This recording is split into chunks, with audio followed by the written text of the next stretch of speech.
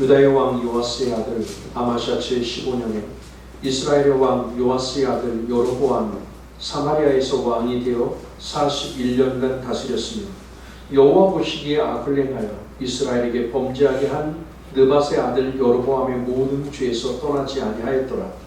이스라엘의 하나님 여호와께서 그의 종 가데벨 아미테의 아들 선지자 요나를 통하여 하신 말씀과 같이 여로보암이 이스라엘 영토를 회복하되 하맛 어기에서부터 아라바 바다까지 하였으니 이는 여호와께서 이스라엘의 고난이 심하여 매인자도 없고 노인자도 없고 이스라엘을 도울 자도 없음을 보셨고 여호와께서 또 이스라엘의 이름을 천하에서 없이 하겠다고도 아니하셨으므로 여호수아의 아들 여로보암의 손으로 구원하심이었더라.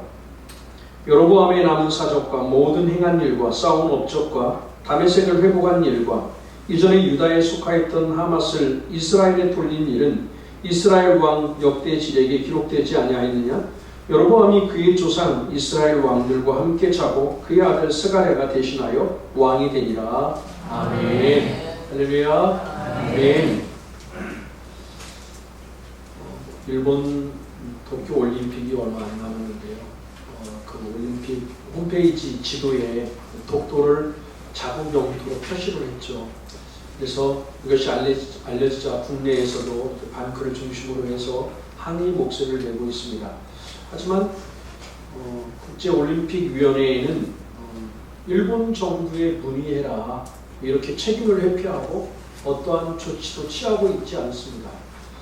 IOC는 스포츠를 정치적으로 끌어들이는 행위를 아주 엄격히 금지하면서도 어떻게 보면 일본의 이런 올림픽 정치를 정면으로 위배하는 이 일본 정부의 도발 행위에 대해서는 눈 감아주고 있습니다.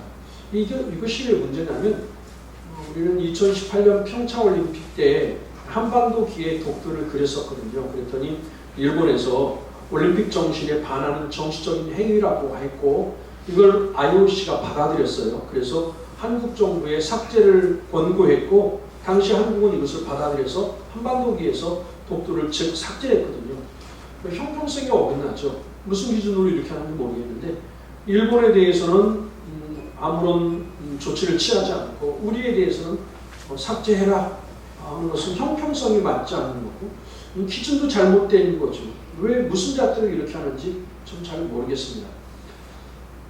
최근 들어서 우리가 살아가고 있는 시대에서 제일 힘든 것 중에 한 가지는 기준이 모호하다는 겁니다. 무엇이 옳은지 무엇이 진리인지 분명치가 않다. 오늘 이 시대가 참 그런 시대를 우리가 살아가고 있어요. 그래서 어떻게 보면 진실이 없는 것 같아요. 언론도 마찬가지입니다. 저도 어릴 때는 언론이 다 진실만을 말하는 줄 알았는데 언론이 진실만을 말하는 것은 아니더라고요. 자기의 입장에서 어떤 성향에 따라서 이 말을 하는 것이지 진실만을 말하지는 않더라고요. 이런 언론에 대해서 비꼬는 조크들이 인터넷에 많이 돌아다닙니다. 그 중에 몇 가지를 좀 제가 읽어드릴게요.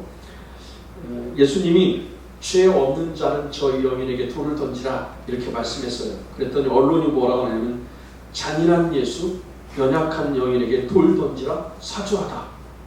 이렇게 언론이 말한다는 것이죠.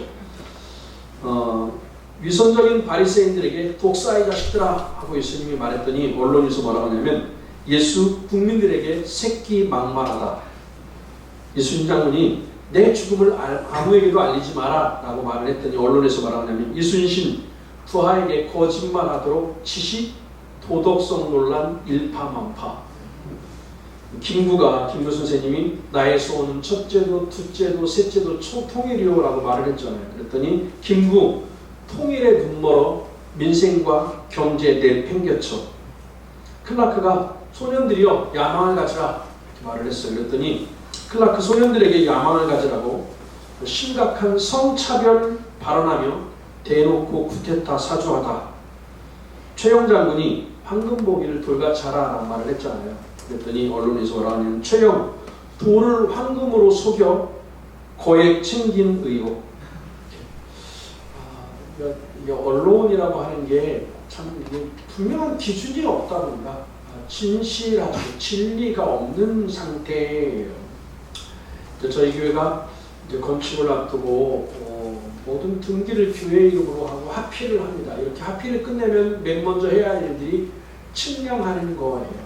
측량을 하고 지질 검사를 합니다. 측량을 통해서 마산중앙교회와 이웃과의 경계가 정확하게 어디인지, 어디까지 우리 땅인지 선을 그어요. 경계를 다시 세우고, 그리고 땅의 높낮이를 재죠. 어디가 좀 낮고 어디가 높은지, 이거에 따라서 물론 또 지질 검사를 통해서도 나타나야 되고, 이걸 통해서 어느 부분에 교회 건물을 앉힐 것인가, 이런 설계가 정해지는 거예요. 그러니까 지질 검사가 기준이죠. 지질 검사가 측량이 기준이에요. 이 기준이 잘못되면 모든 게 다 틀어져요. 만약에 여러분 측량이 잘못됐다고 생각해 보십시오.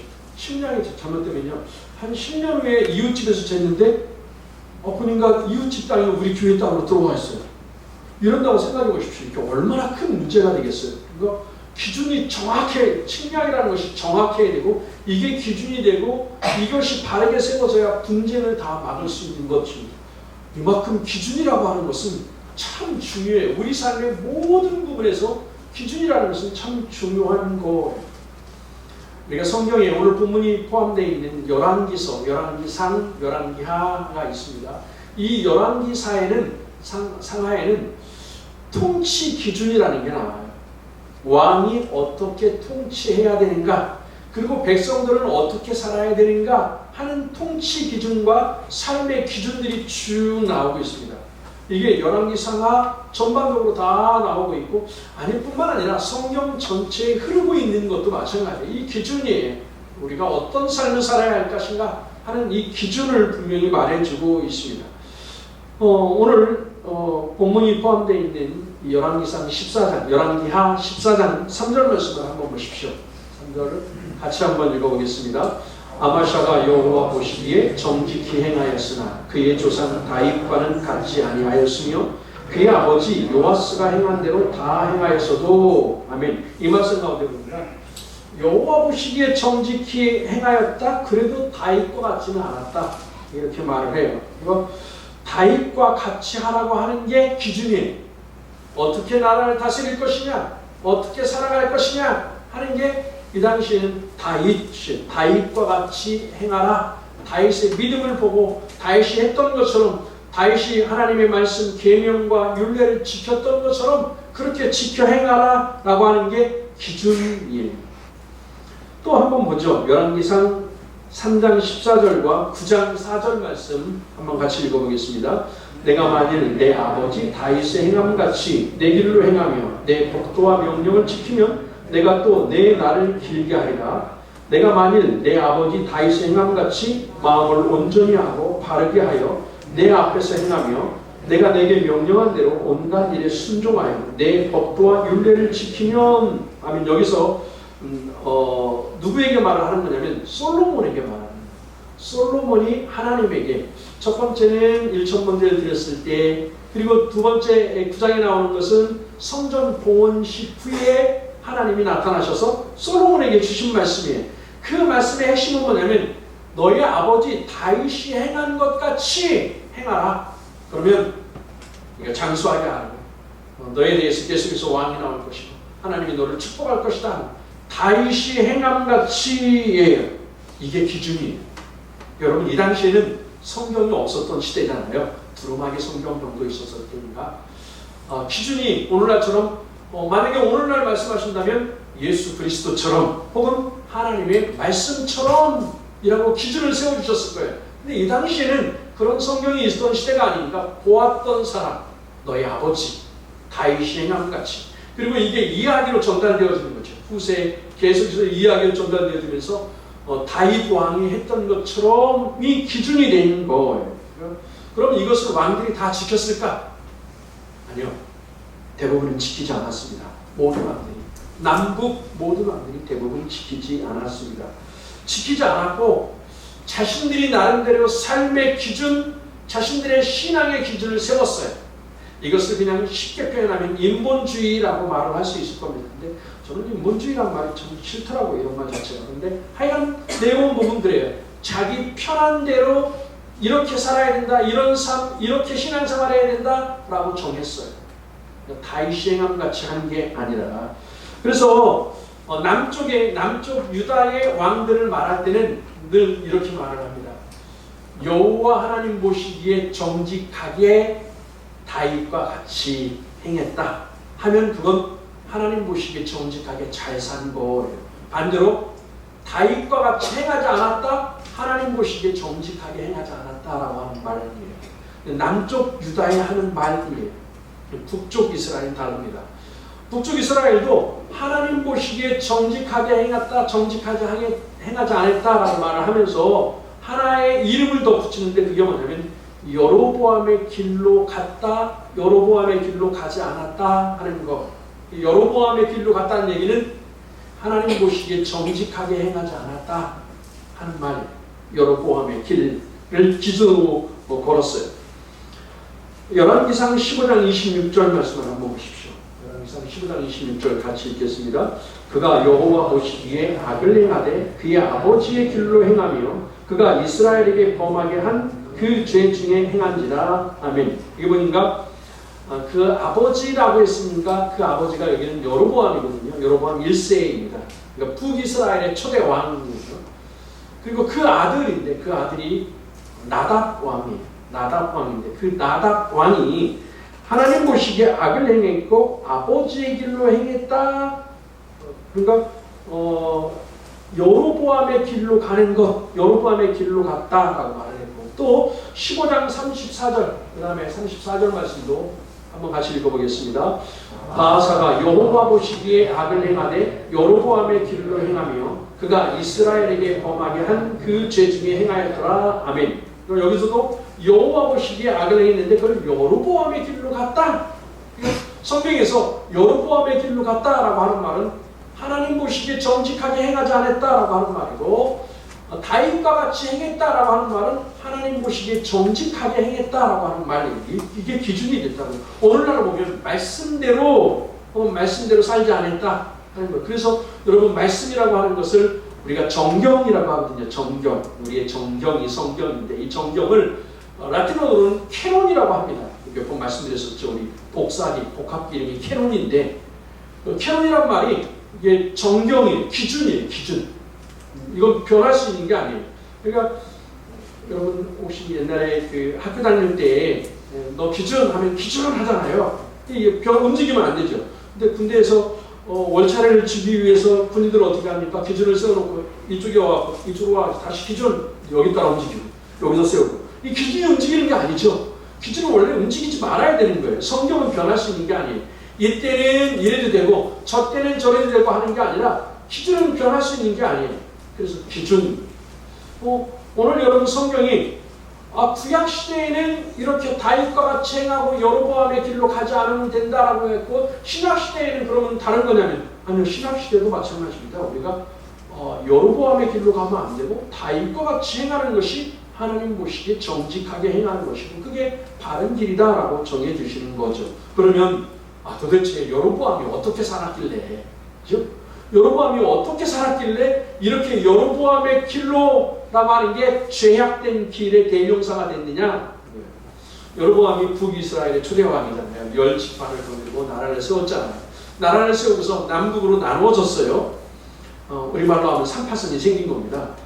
이렇게 나라가 생겼는데 절기가 되면 북쪽에 있던 사람들이 남쪽으로 예루살렘으로 절기를 지키고 제사를 드리려고 가잖아요. 왜냐하면 성전은 예루살렘에만 있으니까. 성전에 가야 될 거 아닙니까? 최소한 1년에 2번씩은 가야 되는 거거든요. 절기를 지키기 위해서. 그러니까 이게 아무리 생각해봐도 여로보암이 보았을 때 이러면 안 될 것 같아요. 그래서 편리함을 위하여 베델과 단에 제단을 세웁니다. 베델, 단 두 군데다 제단을 세우는데 이것이 나중에 우상 숭배와 연결되어져요. 두 번째로는 여기에 법궤가 있는 게 아니잖아요. 제단을 세우는데 여기에 법궤가 있다든지 여기에 무슨 물두멍이 있다든지 번제단이 있다든지 떡상이 있다든지 이랬으면 좋겠는데 아무것도 없잖아요. 이거 어떻게 해요? 비슷한 것을 만들면서 더 좋은 걸 갖다 만들어놨어요. 금송아지를 만들었어요. 금송아지를 2마리를 만들었어요. 2개를 만들어서 하나는 베델에 하나는 단에 세우는 겁니다. 그러면서 뭐라고 하냐면 이 금송아지가 이 이 금송아지가 신상이다. 우리를 애굽에서부터 인도해낸 하나님이다. 이렇게 말을 해요. 그리고 여기에 절하도록, 여기를 섬기도록 한 걸 우상숭배이고, 신상을 세우지 말라 했는데 신상을 세웠으니 계명도 어긴 것이고, 하나님의 계명을 다 어긴 꼴이 됐어요. 세 번째로는 제사장 문제가 생겼어요. 이 종교를 세력화해야 될 텐데, 제사장들은 다 지금 저 남쪽에 있고, 레위인들은 레위 지파가 있었지만 레위 지파는 다 남쪽에 머무른 상태거든요. 그러니까 어떻게 하면 제사장을 세울까 하다가 여로보암의 말을 잘 따르는 사람들을 세웠어요. 그들을 제사장으로. 훈련받았다든지 뭐 이런 게 없어요. 그냥 자기의 말을 잘 듣는 사람들을 제사장 하고 세워놨어요. 종교를 세력화, 자기 세력화, 자기가 지고 흔들 수 있도록 만들어 놓은 거예요. 사종교로만, 개인적인 종교로 만들어 버린 거죠. 네 번째로는 절기가 있습니다. 절기 때가 되면 늘 그렇게 생각할 거 아니에요. 예를 들어서 무슨 6월절이니 뭐 이런 절기가 되면 우리 저 남쪽으로 내려가야 되는 거 아닌가, 절기를 지켜야 될 텐데 이렇게 하니까 안 되겠다 싶어서 절기를 바꿉니다. 예를 들어서 초막절이 7월 15일인데 그걸 8월 15일로 바꿔버려요. 물론 국주민인가 추수할 때가 조금 다를 수는 있어요. 이 정도 차이는 안 나는데 한 달을 바꿔버려서 완전히 다른 나라로 만들어버린 거예요. 오늘날 남북이 북한이 이렇게 하는 것처럼 그렇게 다 해버리는 것이죠. 그리고 이 모든 네 가지가 연결되어서 우상숭배를 하는데 나중에 그 우상숭배를 한마디로 말을 해서 뭐라 하냐면 산당. 그래서 성경에서 산당을 제거했다, 산당을 제거하지 않았다라고 하는 것은 우상숭배의 문제와 관련돼요. 물론 이것은 남북이 다 동일하게 포함되어집니다. 그래서 다윗이 행함같이 정직하게 행한 왕은 산당을 제거하고 여로보암의 길로 가는 왕들은 산당을 제거하지 않고, 이렇게 성경에 나온 내용들 한번 말씀을 보죠. 열왕기하 12장 3절, 14장 4절, 15장 4절 말씀 같이 한번 읽어보도록 하겠습니다. 다만 산당들을 제거하지 아니하였으므로 백성이 여전히 산당에서 제사하며 분향하였더라. 오직 산당들을 제거하지 아니하였으므로 백성이 여전히 산당에서 제사를 드리며 분향하였더라. 오직 산당은 제거하지 아니하였으므로 백성이 여전히 그 산당에서 제사를 드리며 분향하였고. 아멘. 이게 비슷하죠? 말씀이 거의 똑같죠? 산당들을 제거하지 않았다. 여러분, 이게 산당들을 제거하지 않았다는 것은 이 말 자체가 하나님 보시기에, 여호와 하나님 보시기에 정직하게 행하지 않고 악을 행했다는 것이고, 그리고 여로보암의 길로 갔다는 거예요. 그럼 이 길의 끝이 무엇일까요? 이렇게 산 사람의 끝이 무엇일까요? 오늘 여기 앞에는 기록되어지지 않았는데요. 여러분, 우리 오늘 읽었던 성경의 끝에 보면 여로보암이 그의 조상 이스라엘 왕들과 함께 자고 그의 아들 스가랴가 대신하여 왕이 되니라. 여러분, 여기서 잔다라고, 그의 조상들과 함께 잤다라고 하는 이 말의 의도는 뭐냐면 그냥 함께 지옥 가는 걸 의미해요. 지옥에 가는 거예요. 그걸 떠나서도 계속해서 여로보암의 길로 가게 되면 어떻게 될까요? 그 끝이, 그래서 우상을 제거하지 않고 산당을 제거하지 않고 우상 숭배를 하면 끝이 어떻게 될까요? 패망입니다. 이스라엘이 그래서 어떻게 되는 거예요? 그렇게 산당들을 제거하지 않고 우상 숭배한 다 남쪽 유다도 그렇고 북쪽도 그렇고 그들은 다 멸망했어요. 나라가 사라져 버렸어요. 그러면 오늘 우리가 이 말씀을 통해서 배워야 할 내용이 뭐냐? 오늘 우리는 다윗이 행함같이 살아야 되는 거고 여로보암의 길로 가지 말아야 되는 거죠. 그게 오늘 우리가 배워야 돼요.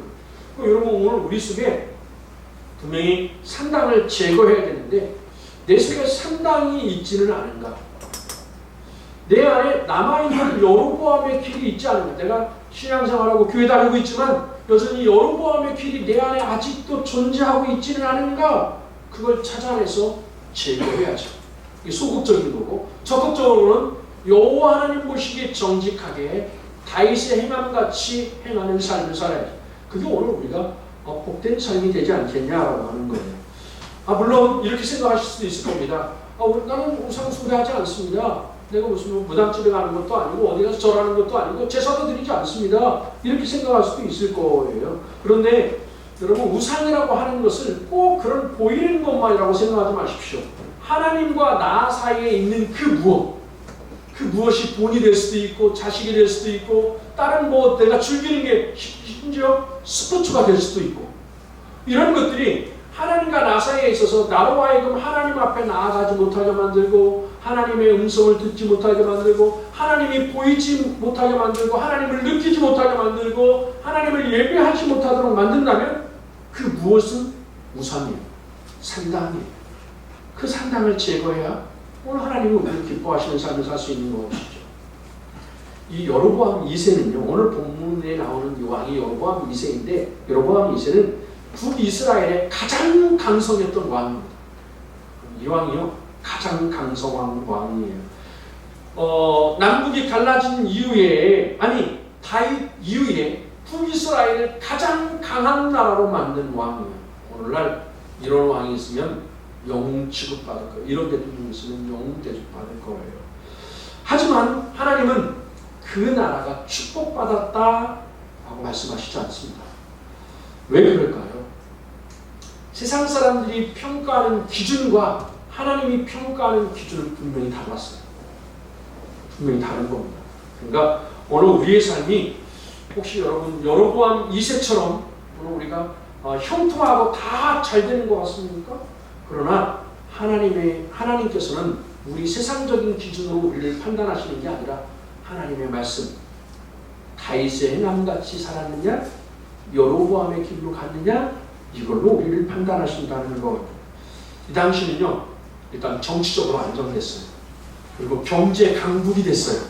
거기다가 군사 강국이 됐어요. 여러분 이게 얼마나 이 왕으로 살 수 있는 모든 걸 다 갖춘 거잖아요. 북쪽 진영을 솔로몬 이후로 가장 넓게 확장을 했고 복원시켰어요. 잃어버렸던 땅을 다 찾았어요. 다메섹, 하맛 다 찾았어요. 그런데 왜 무너졌을까? 이 나라 나중에 무너지거든요. 무너진 이유가 뭘까? 여로보암의 길로 갔기 때문에. 다른 이유가 없어요. 여로보암의 길로 갔기 때문에. 여러분 열왕기 상하를 읽으면 계속 그런 말씀이에요. 그들이 왜 망했냐?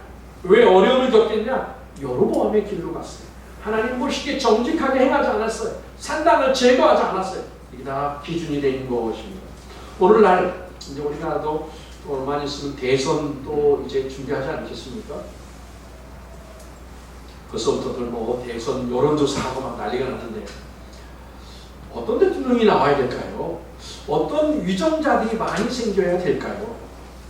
오늘 말씀의 기준으로 보면 경제를 잘 이끌 수 있는 대통령이 있었으면 좋겠고 또 좀 정치를 좀 이렇게 타협하면서 협의할 줄 알면서 소통을 잘하는 대통령이었으면 좋겠고 이왕이면 군사적으로도 우리가 주위에서 넘볼 수 없을 정도로 강한 나라를 만들었으면 좋겠어요. 그런 대통령이면 얼마나 좋겠습니까? 그런데 오늘 말씀의 기준으로 보면 그러면 나라가 어떻게 되는 겁니까? 망하는 겁니다.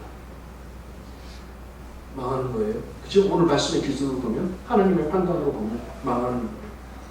하나님의 정의와 공의 속에서 나라를 이끌어갈 대통령이 필요합니다. 그런 위정자들이 얼마나 있느냐 우리나라 가운데.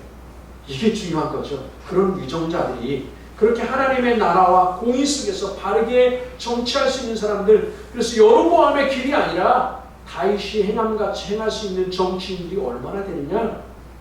저는 이게 우리나라가 잘 되는 비결이라고 생각합니다. 그런 청지기들이 필요해요. 여러분 남북 문제도 한번 생각해 보시죠. 남북의 문제, 남북의 문제 마치 개성공단 문을 다시 열고 금강산 관광 재개하면 아무 문제가 없을 것 같죠. 그럼 남북 문제가 쉽게 해결될 수 있는 것 같죠. 소용없습니다. 여러분 경제적인 원리보다 더 중요한 원리가 등장을 하면 언제든지 다시 총칼로 격돌하는 게 남북 문제예요. 그렇게 쉬운 게 아니에요. 남북의 문제가. 여러분 우리가 남북이 하나 될 수 있는 비결을 먼저 찾아야 되는데 이게 있는가? 한민족이 정말 하나의 민족이 될 수 있는 방법이 있을까? 저는 일반적인 방법은 없다고 보거든요. 왜냐하면 이미 남북은 이념과 사상 때문에 6.25를 겪은 거예요. 6.25를 통해서 얼마나 많은 사람이 죽었습니까? 여러분 이념과 사상은요 경제 문제로 정치로 심지어 무력으로도 해결 안 돼요. 해결될 수 있는 게 아니에요. 해결할 수 있으면 벌써 해결했죠. 해결 안 됩니다. 근데 우리가 배우는 건 뭐냐면 독일 통일입니다. 독일 통일이 어떻게 이루어진 겁니까? 기독교입니다. 기독교가 해결하는 거예요. 정치가 해결한 거 아니에요. 기독교가 끊임없이 그 동독에다가 계속 베풀었어요. 사랑으로 베풀고 계속 섬기면서 복음을 증거했어요. 그냥 베푼 게 아니에요. 복음을 증거하고 계속해서 이 일을 수십 년 동안 해왔어요. 기독교가. 그러자 그들의 마음이 움직인 거예요. 백성들의 마음이 기독교를 향하여 마음을 열리고 하나님을 알게 되고 여호와 하나님을 섬기는 사람이 증거하기 시작한 거예요. 그러면서 여러분 통일이 이루어진 것이지 다른 방법이 아닙니다. 오늘날 여러분 저는 우리 남북 문제를 해결할 수 있는 것은 여호와 하나님을 믿는 신앙 이거밖에 없다고 생각합니다. 이걸로만 해결될 수 있다. 다른 것은 방법이 없는 것이죠. 한번 본문 27절 말씀을 보십시오. 본문 27절 같이 읽어보겠습니다. 여호와께서 또 이스라엘의 이름을 천하에서 없이 하겠다고도 아니하셨으므로 요아스의 아들 여로보암의 손으로 구원하심이었더라. 아멘. 현대인의 성경을 좀 이해하기 쉽게 기록해 놨어요. 한번 그 다음 현대인의 성경으로 한번 같이 읽어보겠습니다. 또 이스라엘을 지상에서 완전히 없애버리는 것이 그의 목적이 아니었으므로 여로보암 2세를 통하여 그들을 구해 주신 것이다. 누가요? 하나님이 이스라엘을 완전히 없애려고 하는 게 아니에요. 지금 그들로 하여금 돌아오라. 제발 좀 산당을 제거하고 다윗과 체결하 이렇게 돌아오라는 거거든요. 그래서 하나님께서 기회를 또 주시기 위해서 그들을 구해 주신 거예요. 그래서 여로보암 2세를 통해서 나라가 강성해진 것이지 여로보암 2세가 하나님의 마음에 합한 사람이고 그가 의롭고 바르게 했기 때문에 이스라엘이 복받은 게 아니다 하고 말씀하시는 거예요. 그러니까 어쩌면 이것은 축복이 아니에요. 이 번성은 축복이 아니라 하나님께서 심판을 유보하시는 모습이에요. 분명히 여로보암은 북이스라엘 때 전성기였어요. 가장 큰 전성기였어요. 그 치적에 대해서 오늘 본문 25절 이렇게 기록합니다. 본문 25절 같이 읽어보겠습니다. 이스라엘의 하나님 여호와께서 그의 종 가드헤벨 아미떼의 아들 선지자 요나를 통하여 하신 말씀과 같이 여로보암이 이스라엘 영토를 회복하되 하맛 거기에서부터 아라바 바다까지 하였으니 아멘. 이 하맛은 다윗이 왕이 된 다음에 맨 처음 정복한 땅이 하맛입니다. 다메섹으로부터 북서쪽으로 약 200km 떨어져 있는 곳이고 헬몬산 북쪽에 있는 땅이에요. 하맛이. 그러니까 오늘날로 북쪽이에요. 북쪽 땅인데 이 땅을 다윗이 잃어버렸어요. 그랬다가 처음으로 여로보암 2세 때 찾았어요. 그리고 아라바는 어디냐면 사해입니다. 사해. 그러니까 실제 브엘사바 쪽까지니까 원래는 훨씬 더 이스라엘이 넓죠. 그런데 북이스라엘만 생각하면 북이스라엘의 소원은 뭐냐면 사해에 접촉하는 거예요. 사해까지 닿으면 그러면 경제라든지 모든 게 활성화될 수 있거든요. 사해. 그래서 그 아라바까지 차지했다라고 하는 걸 지금 말하는 거예요. 여러분 그러면서 이렇게 된 것이 이렇게 땅이 확장되어진 것이 여로보암이 능력이 탁월하고 의롭고 그가 잘해서인가? 그게 아니다. 이 말씀에 뭐라고 되어 있어요? 요나 선지자를 요나를 통하여 하신 말씀과 같이 말씀이 성취된 것이지 말씀의 성취이지 여로보암의 문제가 아니다는 거예요. 이거 여러분 그럼 요나서에 이 말씀이 실제 나오냐면 안 나와요. 요나서에 이 말씀 안 나와요. 다만 이렇게 말씀을 하셨다는 얘기는 요나가 꼭 니느웨에 관련된 사역만 담당했던 건 아니고 북이스라엘에 대해서도 사역을 했을 것이고 그리고 그때 하신 말씀으로 보아집니다. 그때 했던 말씀으로. 그래서 그가 아마도 이런 땅에 대한 문제 북이스라엘이 어떻게 될 것이다 라고 하는 말씀을 예언했는데 그 말씀이 성취된 것이다. 여러분 지금 사람들은 어떻습니까? 이렇게 된 걸 보고 이 여로보암 정말 우리가 위대한 왕이다. 대왕 이렇게 말할 거 아니에요. 그가 이런 어떤 치적들, 업적들만 보고서 잘했다라고 평가할 거 아닙니까? 그런데 하나님은 어떻게 말씀하실까요? 24절 말씀입니다. 본문 24절 같이 읽어보겠습니다.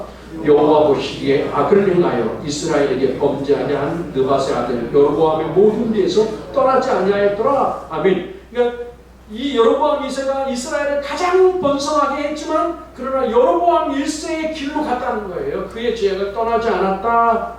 사람들이 보기에는 커다란 업적을 이뤘다고 그를 지켜 세우는 것 같지만 하나님께서는 그를 악한 인물이다, 죄악된 인물이라고 평가하는 거예요.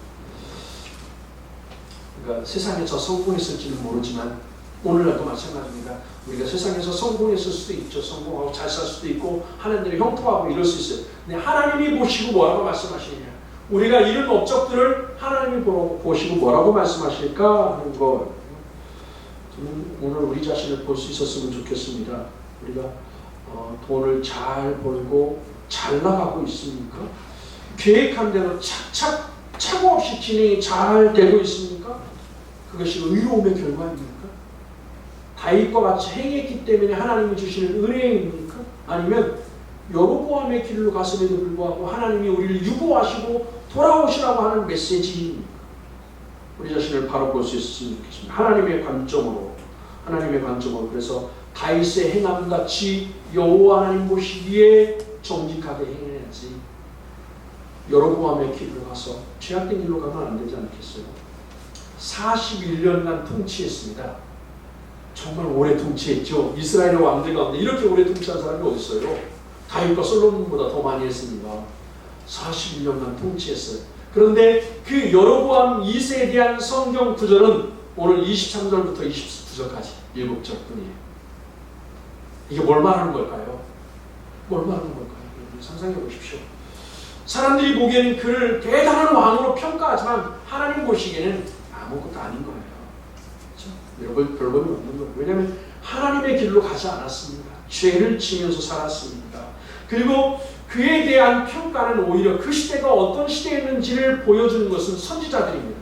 그러니까 이 여로보암 2세 때 활동했던 선지자가 아모스와 호세아 선지자입니다. 여러분 호세아를 기억하시죠? 호세아가 고멜과 하나님이 결혼하라고 하잖아요. 그래서 이 고멜이 결혼을 했는데 밖에 나가서 애를 낳고 그러잖아요. 두 번째도 세 번째도 자기 자식 아니에요. 자기 자식 아니에요. 다 밖에서 나와서 들어왔어요. 근데 그때마다 이름을 정하는데 하나님이 심판할 것이다, 하나님의 백성이 아니다, 이렇게 이름을 짓잖아요. 그 시대의 타락함을 보여주는 거거든요. 아모스서 한번 보십시오. 아모스서 2장 6절에서 8절까지 말씀 제가 빨리 읽어드리겠습니다. 여호와께서 이와 같이 말씀하시되 이스라엘의 서너 가지 죄로 말미암아 내가 그 벌을 돌이키지 아니하리니 이는 그들이 은을 받고 인을 팔며 신한 순례를 받고 가난한 자를 팔며 힘없는 자의 머리를 티끌먼지 속에 발로 밟고 연약한 자의 길을 굳게 하며 아버지와 아들이 한 젊은 여인에게 다녀와서 내 거룩한 입을 더럽히며 모든 제단 앞에서 전당 잡은 옷 위에 누우며 그들의 신전에서 벌금으로 얻은 포도주를 마시니라. 여러분 무슨 말씀입니까? 가장 번성한 때잖아요. 이때가 가장 번성한 때예요. 가장 넓은 땅을 차지한 때입니다. 세상 사람들은 여로보암을 향하여 가장 성공한 왕이라고 말했는지 모르지만 아모스는 가장 성공했던 그 이스라엘 그 시대에 끊임없이 하나님의 정의를 외치고 있어요.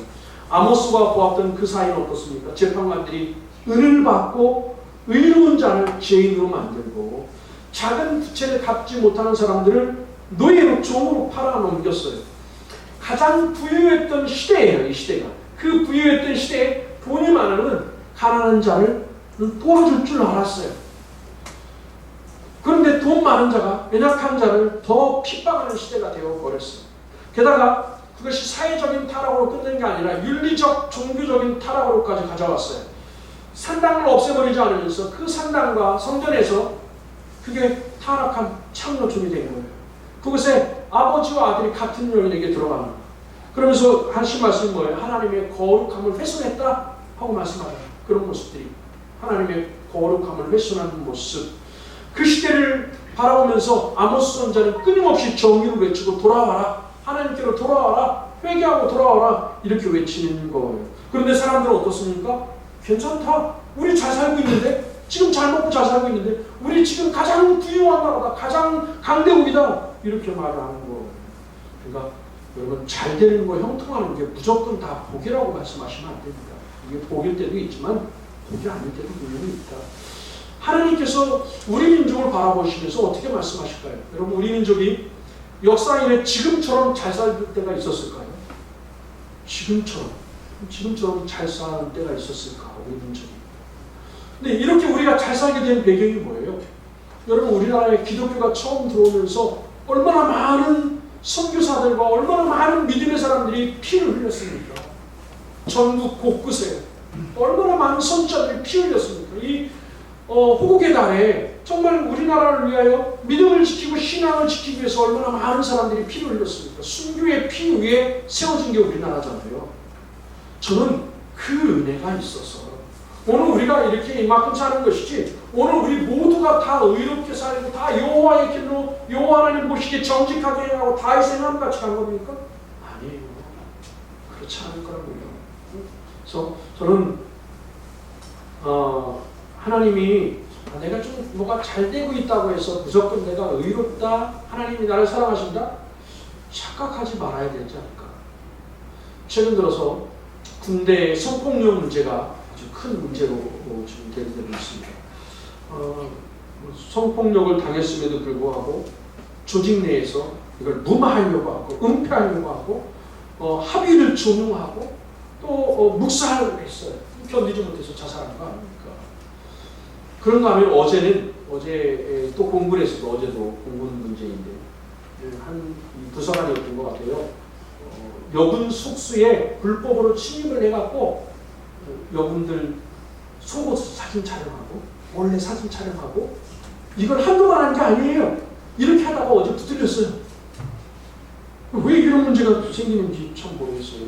그런데 이런 문제를 이 정부에서 해결할 의지가 있는가? 정말 해결하고 싶은가? 하는 생각이 들 정도는 저는 이 사회가 도대체 어디로 가려고 하는 건지, 이럴 때 우리 믿음의 사람들이 기준을 다르게 세워야 되지 않을까. 오늘 교회가, 오늘 우리 믿음의 사람들이 하나님 보시기에 정직하게 행하고 여로보암의 길로 가지 않으려고 우리가 부단히 노력해야 되지 않을까. 그래서 여러분 안에 상당의 요소들이 있다면 제거해야죠. 우리 안에 여로보암의 길로 가고 있는 흔적들이 있다면 제거해야죠. 이걸 다른 사람, 예수 안 믿는 사람 이야기로 생각하지 말자고요. 오늘 이게 우리의 이야기일 수도 있잖아요. 저의 이야기일 수도 있잖아요. 부끄럽잖아요. 하나님 앞에서 우리의 모습들이 부끄럽잖아요. 그러니까 우리가 하나님의 기준으로 우리 자신을 바라보고 오늘 이 말씀을 통해서 우리가 오직 하나님의 말씀을 붙들고 내가 여호와 하나님 보시기에 정직하게 행하리라, 다윗과 같이 행하리라, 여로보암의 길로 가지 아니하고 하나님 앞에 믿음으로 나를 바로 세우리라. 그래서 하나님과 나 사이에 그 무엇도 없이 하나님의 음성이 들려지고 하나님을 예배하고 싶고 말씀을 사모하고 하나님의 뜻대로 살리라. 이렇게 결단하고 나아가는 모든 성도 다 될 수 있기를 주의 이름으로 축원하겠습니다.